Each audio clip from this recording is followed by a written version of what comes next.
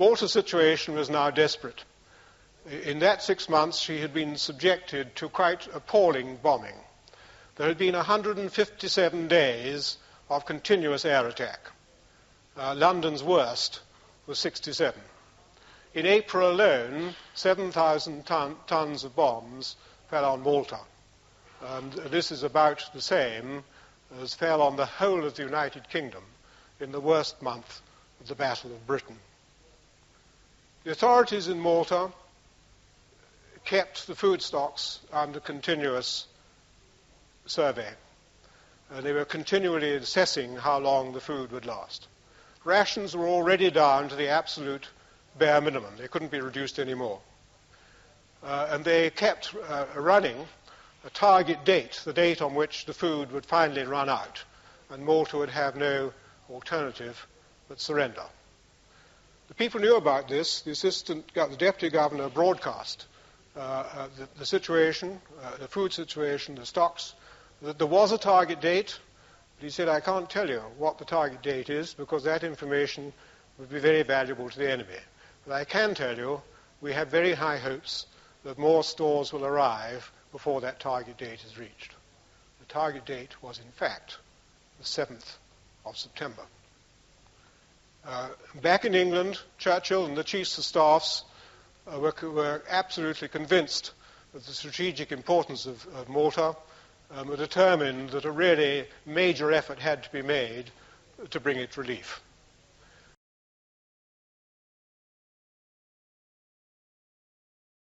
The thing is, we did hear there a big thing coming up, a big operation coming up, but apparently Malta was within a few days, just a few days of having to capitulate and give in, and we couldn't afford to lose Malta, no way, because it would have done, we wouldn't have been able to do all that Middle East thing, you know, and beat Rommel and all that if we'd lost Malta. Apparently the powers that be decided, they'd had 1 or 2 convoys through before, but they decided this was going to be the biggest, and it was the biggest ever assembled convoy to relieve Malta and get some oil through as well.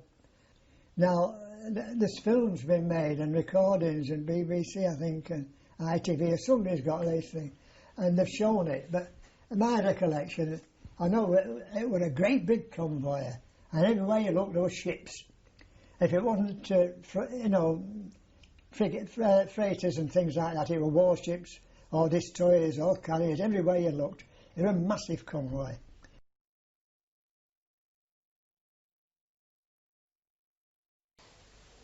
A splendid convoy of 14 new fast merchant ships was assembled, including 1 tanker which had to be chartered from the Americans, although it was British manned. It was chartered from Texaco.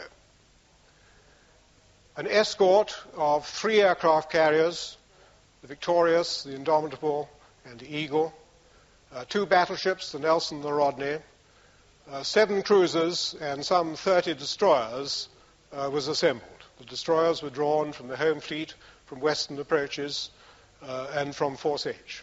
One of the carriers sailed home from the Indian Ocean to join this escort. A separate and concurrent operation was planned for a 4th aircraft carrier, which was to fly 70 reinforcement Spitfires to Malta in 2 waves, going back to Gib to reload between. And let's just look ahead now to see what was waiting. And first, we see 7 submarines, 5 Italian and 2 German, on patrol here, waiting for the convoy. In Sardinia, there are 4 airfields, and in Sicily, 4 more airfields, and again another airfield in Pantelleria, where well over 300 German and Italian bombers were based. And in addition to that, a reconnaissance aircraft and fighters. In Cagliari, in Palermo, Messina, and Naples were forces of Italian cruisers and destroyers.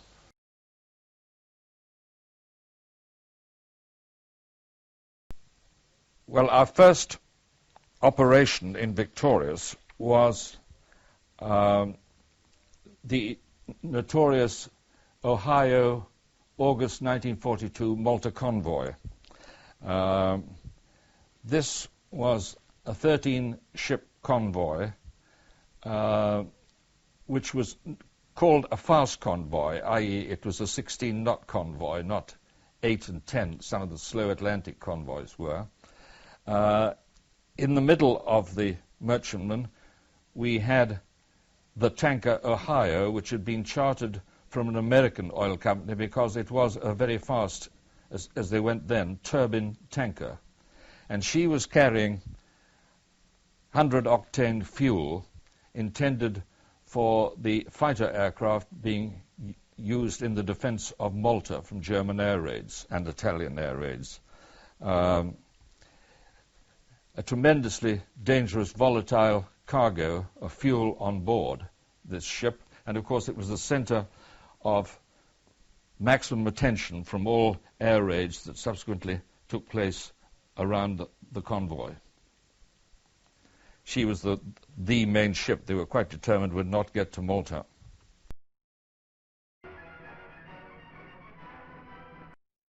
August 42, we were given some indication that we were going on a fairly dangerous mission, and indeed, so it proved. We were sent on a convoy to Malta, 3 aircraft carriers, ourselves, HMS Indomitable and HMS Eagle. These merchantmen had been specifically selected because they were all able to steam at a minimum of 13 knots, and so accomplish a journey to Malta in the shortest possible time in the Mediterranean. But as soon as we got into the Mediterranean and the Germans and the Italians knew we were coming, then life got difficult.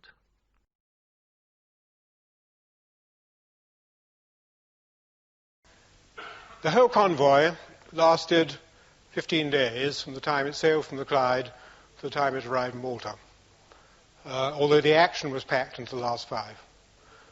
Passage through the Atlantic was relatively uneventful. The convoy swept well out in the Atlantic to keep clear of submarines and reconnaissance aircraft. Opportunity was taken to exercise the convoy in emergency turns and changing station, as they would have to do, until they could maneuver like a flotilla of destroyers. The carriers, the 3 carriers that had never worked together before and had some pilots who had never deck-landed before, took the opportunity to do some intensive flying training and practice.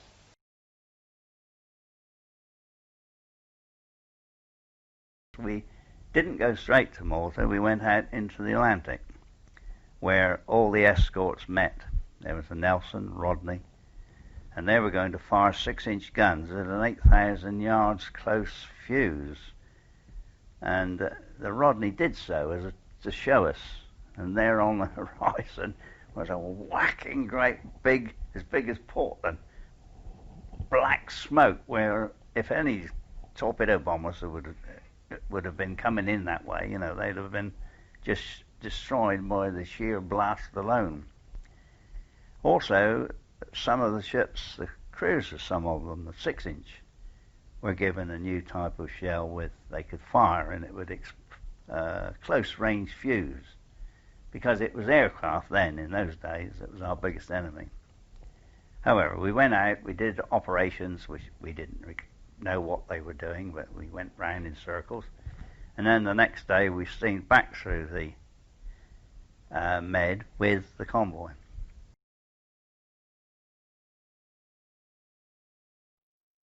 We met up outside Gib in the Atlantic and with the Indomitable, the Eagle, there were 3 fleet carriers, the Argus and the Furious, which weren't going to take part in the final run. The Argus carried spares and the Furious carried Spitfires from Malta. And it was lovely and calm in the Atlantic before we entered the Med. And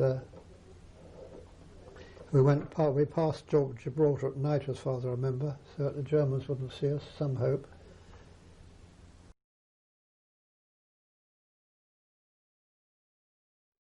On the Malta convoy, we all congregated outside Gibraltar, at our same, and we sailed through the Straits of Gibraltar at midnight on the night, and the convoy of the ships and the fleet. And the ferry boat coming across from Algeciras, across to Spain, was all lit up, etc., and came straight through the fleet. We couldn't. They were neutral. Yeah. And so, what happened next morning? We were dive bombed by Stukas and and U-boats was all around, etc. Ships.